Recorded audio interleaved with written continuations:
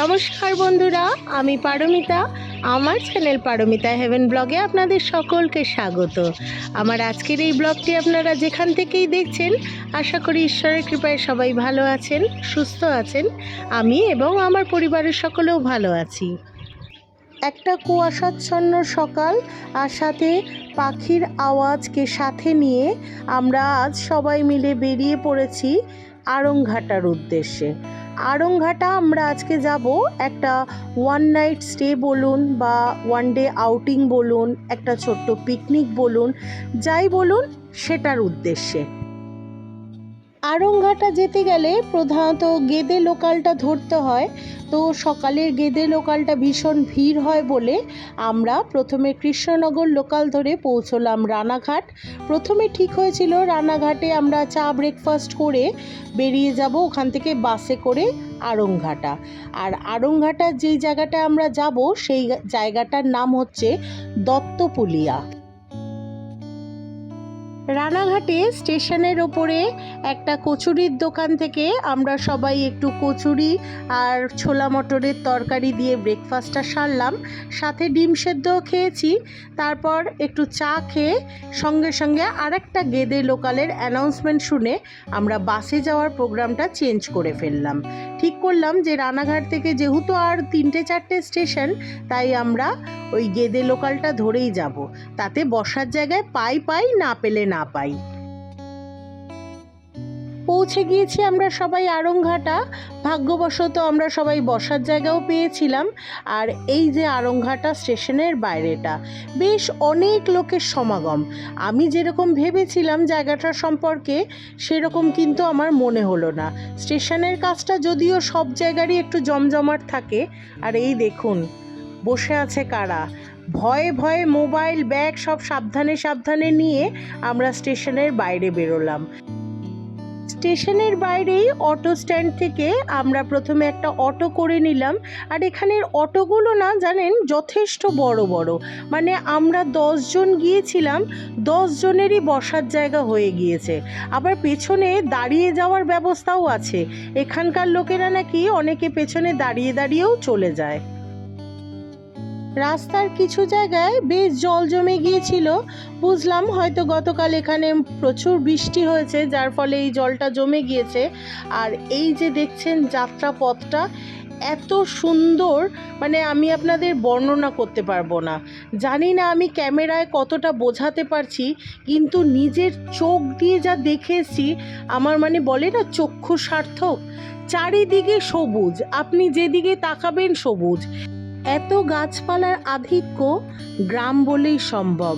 আমাদের মতো মানুষরা যারা নাকি ছোট্ট ছোট্ট শহরে বা টাউনে থাকি, তারা তো অর্ধেক গাছপালার নামই জানি না, চিনিও না, বুঝতেও পারি না এটা কি গাছ। যাই হোক, আম, কাঁঠাল, কলা, সজনে ডাঁটা, নারকেল গাছ, তাল গাছ কিছুই বাকি নেই। সব গাছই মোটামুটি দেখলাম, আর তার সাথে নাম না জানা কিছু গাছপালাও দেখেছি। আমরা পৌঁছে গিয়েছি আমাদের গন্তব্যে। আমরা আজ এসছি দত্তপুলিয়ার শ্রীমা মহিলা সমিতি দ্বারা পরিচালিত সবুজ পল্লীতে। আমরা আজ যেখানে এসেছি সেই জায়গাটা আমাদের প্রদীপদার পরিচিত একজনের। আজ ওনার পরিচিতিতেই আমরা এই জায়গাটা আজ ঘুরে দেখতে পারলাম। আর প্রদীপদা হচ্ছে আমার বান্ধবী অন্তরা, তারই হাজবেন্ড। আপনারা মোটামুটি যারা আমার ব্লগ দেখেন তারা সবাই আমার বান্ধবীদের সবাই চেনেন, আর অন্তরাকেও নিশ্চয়ই চেনেন। তো ওরই হাজবেন্ডের পরিচিতিতে এইখানে আসা। এই সবুজ পল্লীর মেন প্রধান কাজই হচ্ছে এই আশেপাশে গ্রামের মহিলাদের বিভিন্ন রকম ছোট ছোট হস্তশিল্প শিখিয়ে স্বনির্ভর বানিয়ে তোলার। এই যে দেখতেই পাচ্ছেন তার একটা নমুনা। এই পুরো পাঁচিলটাই আমাদের ওয়েস্ট করা যে জলের বোতল 2 লিটারের থাকে, সেই বোতল দিয়ে তৈরি। এই দেখুন এখানে লেখাও আছে বোতল প্রাচীর। আমরা পৌঁছানোর আগেই এখানে এই জায়গাটার যিনি দেখাশোনা করেন বা উনি ম্যানেজারও বলতে পারেন বা মালিক স্থানীয় লোকও বলতে পারেন, উনি আগেই পৌঁছে গিয়েছিলেন আমাদের রিসিভ করার জন্য। আর দেখুন ঢোকা মাত্রই কত অজানা ফুল, এই ফুলগুলো আমি আজ পর্যন্ত কোথাও দেখিনি। একদম ঝুলছে মাথার ওপরে, আর ভেতরে মৌমাছি ভরে রয়েছে, মানে এর ভেতর থেকে মৌমাছিরা মধুও কালেক্ট করছে। মানে এত সুন্দর। এই যে দেখছেন এই যে কুঁড়িগুলো, এগুলোই ফুটে ফুটে সব পরের দিন সকালবেলায় ফুল হয়ে যাবে। এই দেখুন, আর ফুলগুলো দেখুন, এই দেখুন একদম টকটকে কালারের ফুল। আর এই যে দেখুন ভর্তি মৌমাছি, ভয়ও লাগছে কিন্তু মৌমাছিগুলো কামড়াচ্ছে না, ওরা নিজের কাজে ব্যস্ত আসলে। এই অদ্ভুত ফুল গাছটার নাম লেখা আছে দেখলাম মিসকিন। এর পাশ দিয়েই আমরা এবার ঢুকে যাব। আর এই যে দেখছেন এখানে পরিষ্কার করছে, সর্বদা পরিষ্কার করতে থাকে, কারণ গাছপালা ভর্তি তো পাতা পড়ে থাকে নানান রকম। আর এইখান দিয়ে ঢুকে যাচ্ছি এখানে আমাদের গেস্ট হাউসের দিকে। গেস্ট হাউস বলতে দুটোই রুম আছে বড় বড়, আর সেটা ডরমেটরি টাইপের রুম। সেখানে এমন না আলাদা আলাদা থাকতে পারবেন, সবাই এখানে একসাথে থাকতে হবে। তবে দুটো রুমের মাঝখানে আর একটা ছোট্ট রুমও আমি পেয়ে গিয়েছিলাম, আর সেই ছোট্ট রুমে মাত্র একটাই সিঙ্গেল বেড ছিল। তবে ওই বড় রুমটার সাথে ছোট রুমটা কানেক্টেড ছিল, মাঝে একটা দরজা ছিল। গেস্ট হাউসটা খুব লাক্সারিয়াস না হলেও খুব নিট অ্যান্ড ক্লিন, খুব পরিষ্কার পরিচ্ছন্ন যাকে বলে। আসলে এখানে সেইভাবে তো কাউকে রেন্টে দেওয়া হয় না, এইখানে এই মহিলা সমিতির যারা পরিচিত তারাই একমাত্র এখানে এসে থাকতে পারে। এই যে আমার ছোট্ট রুমটা, একটা সিঙ্গেল বেড আছে, আর এইখানে বাইরে জানলা দিয়ে দেখতেই পাচ্ছেন বাইরে একজন থাকেন মহিলা, উনি এখানকারই স্টাফ। আর এই যে তার সাথে একটা অ্যাটাচ বাথরুমও ছিল। কোনো রকমে লোটা কম্বল সব ভেতরে রেখে বেরিয়ে পড়েছি বাইরের গাছ দেখতে। এই যে দেখছেন এটা রাম তুলসী গাছ। প্রত্যেকটা গাছের মধ্যে সেটা কি ফলের গাছ বা ফুলের গাছ এটা লেখা আছে। দেখুন চারিদিকে খালি সবুজ, আমি মানে দিশাহীন হয়ে পড়েছিলাম যে কি ছেড়ে কি আমি ক্যাপচার করব। আর এখানে দেখুন আঙুর গাছও আছে, তবে আঙুর গাছটা বললে এখন শুকিয়ে গিয়েছে, আবার কিছুদিন বাদেই পাতা গজাতে শুরু হবে। চলুন আমার সাথে সাথে আপনারাও এই জায়গাটা পুরো ঘুরে দেখুন। এই আশেপাশে গাছপালা ঝোপঝাড় জঙ্গলের মাঝখান দিয়ে এই ছোট্ট একটা 2 ফুটের রাস্তা চলে গিয়েছে। এই রাস্তাটা ওনাদেরই বানানো, এইখান দিয়েই এই রাস্তা ধরে ধরে ঘুরে ঘুরে আমি পুরো জায়গাটা আপনাদের ঘুরে দেখাচ্ছি। এইখানে দেখুন একটা কমলা লেবু গাছ আছে, কিন্তু দুঃখের বিষয় একটাও কমলা লেবু ঝুলেছিল না, আমি গাছের পাতাগুলোই শুধু তুলতে পারলাম। এখানে একটা সিটিং অ্যারেঞ্জমেন্ট আছে, নাম দিয়েছে প্রথম আলো। বলল যে এখানে যে কেয়ারটেকার আছেন উনি বললেন যে প্রথম সূর্যের যে আলোটা দিনের সেটা নাকি এই জায়গাটা এসে পড়ে বলে এই জায়গাটার নাম রাখা হয়েছে প্রথম আলো। আর পুরো জায়গাটায় নানান রকম সুন্দর সুন্দর ছোট্ট ছোট্ট 2 লাইনের কবিতা, নানান রকম নীতিবাচক কথা সব লেখা আছে। এই যে চেয়ারে বসে মহিলাটাকে দেখলেন, ইনি এখানে থাকেন। ইনি এখানে আজ আছেন বললেন প্রায় 16 বছর। এই জায়গায় নানান রকম দেখলাম পাতাবাহারি গাছ আছে, তার সাথে অনেক রকম ফুল গাছও আছে, আর বাঁশের ঝোপঝাড়ও আছে। আপনারা কি লেখাটা দেখতে পাচ্ছেন? বসন্ত এসে গেছে। এই লেখাটা তোলার জন্যই আমি এই জায়গাটা তুলেছি। আর এই গেটটার ওপরেই ওই আঙুর গাছের মানে শুকনো আঙুর গাছটা রয়েছে। আর এই যে দেখছেন এখানে ঢেকি রাখা আছে, পাশে একটা ধানের গোলাও বানানো আছে। আর ওই ধানের গোলার পাশ দিয়ে দেখলাম কুলোর মধ্যে বা টুপির মধ্যে নানান রকম কারুকৃতি করে ঝোলানো রয়েছে।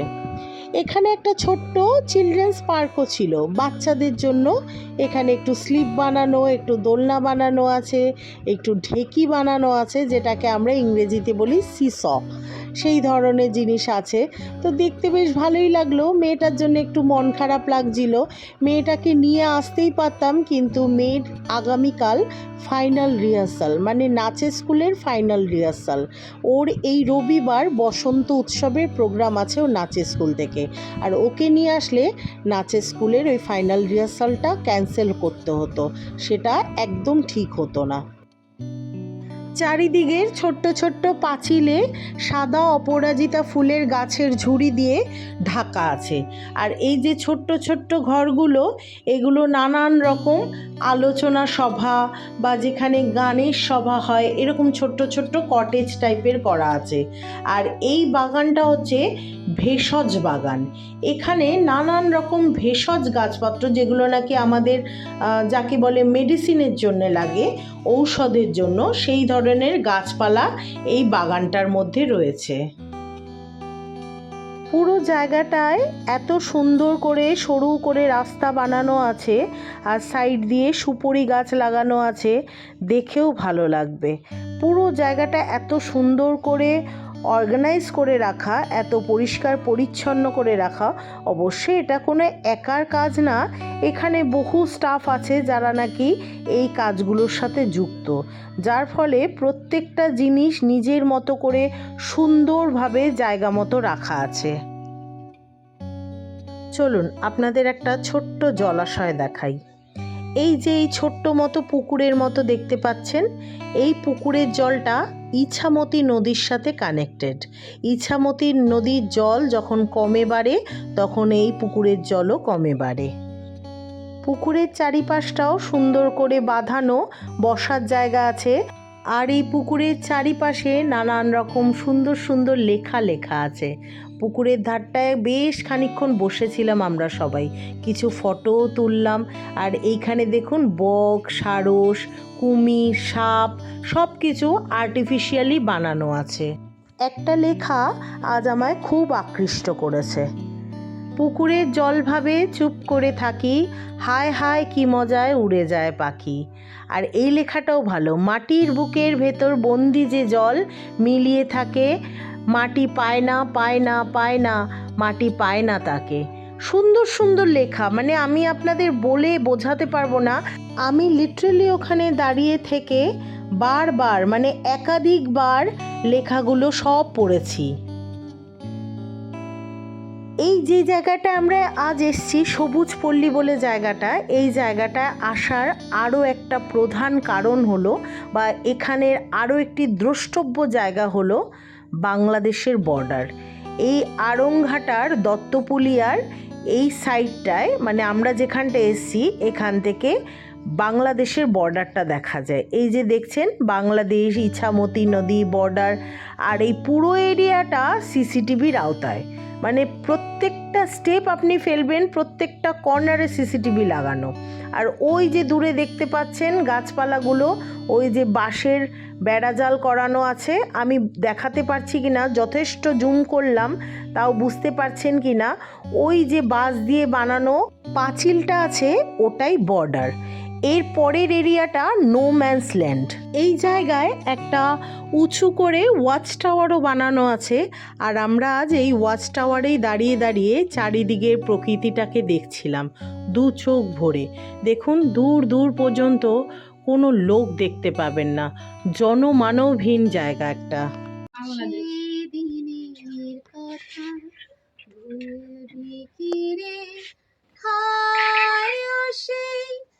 পরে দেখাচ্ছি, আরো আছে, পুজোটা দিয়ে নে। রানীর কথা সে কি ভুলা যায়, পরানো যাহা চায়, তুমি তাই গো, আমারও পরানো যাহা চায়, তোমা ছাড়া রে জগতে মোর কেহ নাই, কিছু নাই গো, আমারও পরানো যাহা চায়, তুমি সুখ যদি নাহি চাও, যাও সুখের সন্ধানে যাও, আমি তোমারে পেয়েছি হৃদয়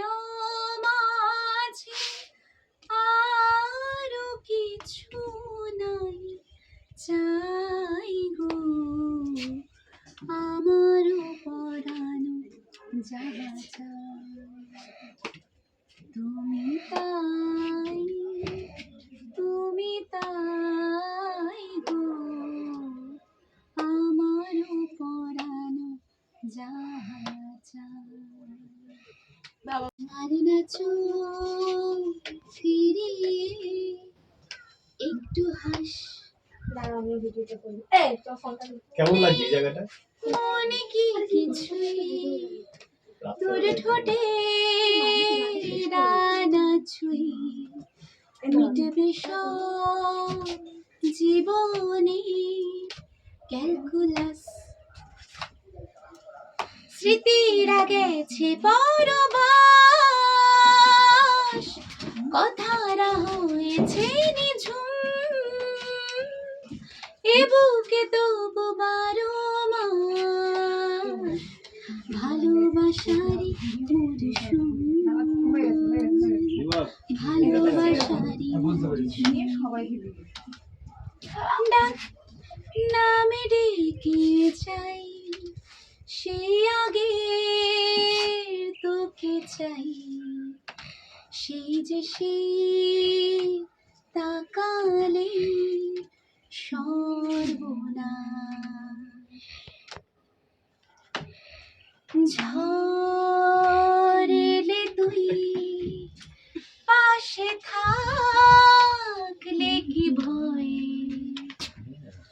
তোর ঠিকানায় পাঠালাম এ হৃদয়ে। প্রেম হলে সুরে গান বেজে যায়, সেই দে যখন তবু সেই তো ভেজায়। ব্যথারা ফিরেছে পাশ, বালিশে জমে ভাঙা ঘুম, এ বুকে তবু 12 মাস ভালোবাসারি মরশুম, ভালোবাসারি মরশুম। বদলে যাবে হাত ধরে সময়, ফুটবে ঠিক মন মাপি মন পলা, ফুটবে ঠিক মন মাপি মন পলা। আমাদের মান্তুর গলায় অসাধারণ 2-3টে গানও আমরা ওয়াচ টাওয়ারে বসে বসে শুনলাম। এবার চলে এসেছি আমরা লাঞ্চের টেবিলে। আমাদের লাঞ্চ তৈরি হয়ে গিয়েছিল। লাঞ্চে ছিল আলুর চিপস, পাতলা করে মুসুর ডাল, আর এখানের একেবারে ক্ষেতের চাল যাকে বলে, এখানে সব কিছুই ওনাদের চাষের জমিতে চাষ করা। এঁচোড়ের তরকারি আর সাথে চিকেন কষা, কষা বলবো না, চিকেনের ঝোল। এত হালকা পাতলা ঝোল, কি খেলাম বুঝলামই না, একদম লাইট সব কিছু। ওরা এত কম তেল মশলায় রান্না করেছিল যে কোনো কষ্ট হয়নি। লাঞ্চ করে ঘন্টাখানেক বিশ্রাম নিয়ে বেরিয়ে পড়েছিলাম বর্ডার দেখতে, বাংলাদেশের বর্ডার। এত সামনে এসেছি আর বর্ডার দেখবো না? একটা টোটো ঠিক করে আবার সবাই মিলে চললাম বর্ডার দেখতে। আর এই যে সামনে বাইকে করে ছেলেটি গেল, এই আমাদের বর্ডার দেখাতে নিয়ে যাচ্ছে। এই এখানকার লোকাল ছেলে, এই আমাদের সব ব্যবস্থা করে দেবে। সাথে আমাদের যে আধার কার্ডগুলো ছিল সেগুলো রাখতে হয়েছিল, কারণ ওই আধার কার্ডগুলো ওখানে যে বিএসএফ ক্যাম্প আছে বর্ডার সাইডে, সেখানে জমা দিতে হবে। টোটোর একেবারে ধারে বসে আর ঠান্ডা হাওয়ায় চুল উড়াতে উড়াতে, মানে যাকে বলে কায়দা করতে করতে চললাম বর্ডার দেখতে। এই রাস্তাটা এখন একটু টার্ন নিল, এখন একটা ছোট্ট প্রত্যন্ত গ্রামের মধ্যে আমরা ঢুকছি। আর আমি একটা জিনিস নোটিস করলাম, এই গ্রামের প্রত্যেকটা বাড়িতে একটা করে ধানের গোলা অবশ্যই আছে। বুঝলাম এরা সবাই মোটামুটি চাষাবাদ করে। দূরে ওই যে বিএসএফ এর একটা ছোট্ট ক্যাম্প আছে, এখানেই সমস্ত কাগজপত্র ডকুমেন্টস জমা নিল। আর এই দেখুন মুরগি কি সুন্দর বাচ্চাগুলো নিয়ে ঘুরছে। এগুলো আগে দেখা যেত জানেন, আমিও ছোটবেলা দেখেছি, কিন্তু এখন তো এগুলো দেখতেই পাই না। আর এত সুন্দর অবাধে ঘুরছে দেখে খুব অবাক হলাম। সামনে দিয়ে কুকুর বিড়াল সব যাচ্ছে জানেন, কিন্তু এই মুরগির বাচ্চাগুলোকে কিন্তু খাচ্ছে না। আমাদের এখানে দেখতাম বিড়ালে এই মুরগির বাচ্চা কামড়ে মুখে নিয়ে চলে যেত। এই দেখুন কেমন সবুজে শস্য শ্যামলা ক্ষেত। এইটা দেখে না ওখানে দাঁড়িয়ে দাঁড়িয়ে আমার সত্যি ওই গানটা করতে ইচ্ছা করছিল। আমি যদিও গানটা জানি না। গানটা মনে আছে আপনাদের? ও আমার দেশের মাটি, তোমার পরে ঠেকাই মাথা। এত সুন্দর প্রকৃতির দৃশ্য, দু চোখ ভরে যাচ্ছিল। আর তার মধ্যে ওয়েদারটা যা ছিল, যাকে বলে উপরি পাওনা। চারিদিকে মেঘ, ছিটে ফোঁটা বৃষ্টি পড়ছে। আর আমরা সবাই এই বর্ডারের ধারে প্রত্যন্ত গ্রামে, যাকে বলে প্রকৃতির কোলে বসে প্রকৃতির শোভা দু চোখ ভরে দেখছি। এখন আপনারাও দেখুন, আমি কোনো ভয়েস দেব না, চুপচাপ প্রকৃতির শোভাটা দেখুন।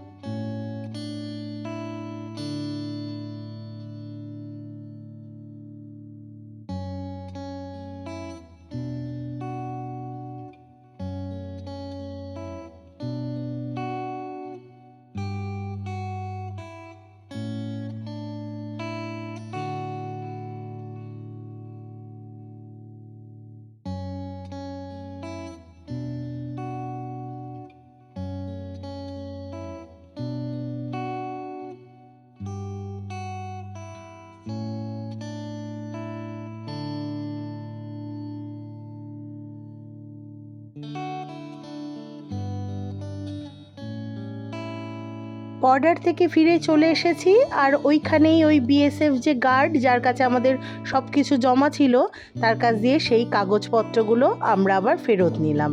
আর এই যে দেখুন ধানের গোলাগুলো কি সুন্দর গোল গোল করে প্রত্যেকটা বাড়িতে আছে দেখুন। ফিরে এসেছি আবার সবুজপল্লীতে। আজ এখানে একটা মহিলাদের জাগরণ করার একটা প্রোগ্রাম চলছে। আজ এখানে ডিস্ট্রিক্ট ম্যাজিস্ট্রেটও আসবেন। আমি সেখানেরই কিছু ভিডিও তুললাম। এখানে বেশ কিছু বক্তৃতা এরপরে হবে। আর তারপরেই আমি দেখাই আপনাদের সামনের পঞ্চবটি বাগানটা। এই যে এটা দেখলেন, এটা দারুচিনির গাছ। আরও নানান রকম গাছ আছে, চলুন দেখাই। এই দেখুন সেই পঞ্চবটি গাছ। এখানে আছে বট, অশ্বত্থ, অশোক, আম, পলাশ। এই 5টা গাছের গুড়ি এই একটা জায়গায় রয়েছে, এই জন্য এই জায়গাটার নাম পঞ্চবটি। ইচ্ছা ছিল একটু ম্যাজিস্ট্রেট সাহেবের কথাগুলো আপনাদের শোনানো, কিন্তু ভিডিওটা অনেক বড় হয়ে যাচ্ছে বলে আমি আর ওখানে দাঁড়ালাম না। দেখেছেন কি সুন্দর জবা ফুলগুলো ঝুলছে, আর প্রতিটা জায়গায় এরকম নানান রকম কারুকৃতি করা আছে। কোথাও হাতি, কোথাও এরকম গাছের ঘাস দুব্বা দিয়ে ময়ূর, আবার কোথাও রয়েছে হরিণের ছানা।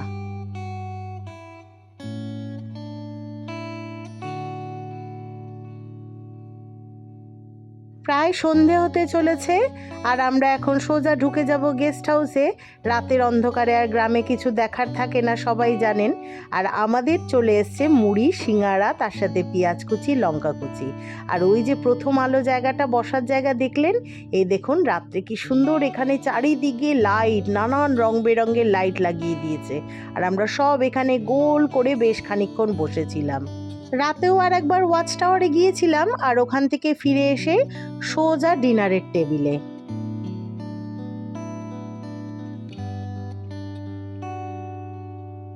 আজকের ব্লগটা তাহলে এখানেই শেষ করলাম। আবার দেখা হবে আগামীকাল আপনাদের সাথে একটি নতুন ব্লগ নিয়ে। আজকের ব্লগটায় যদি কিছু ভালো লেগে থাকে তাহলে প্লিজ একটা লাইক কমেন্ট করে দেবেন। আর যদি চান আমার চ্যানেলের পাশে থাকতে, তাহলে আমার চ্যানেলটিকে একটা সাবস্ক্রাইবও করে দিতে পারেন। আর যারা অলরেডি এটা করে দিয়েছেন তাদের জানাই অসংখ্য ধন্যবাদ। আজ তাহলে আসি, ভালো থাকবেন, পরিবারের সকলকে ভালো রাখবেন। টাটা।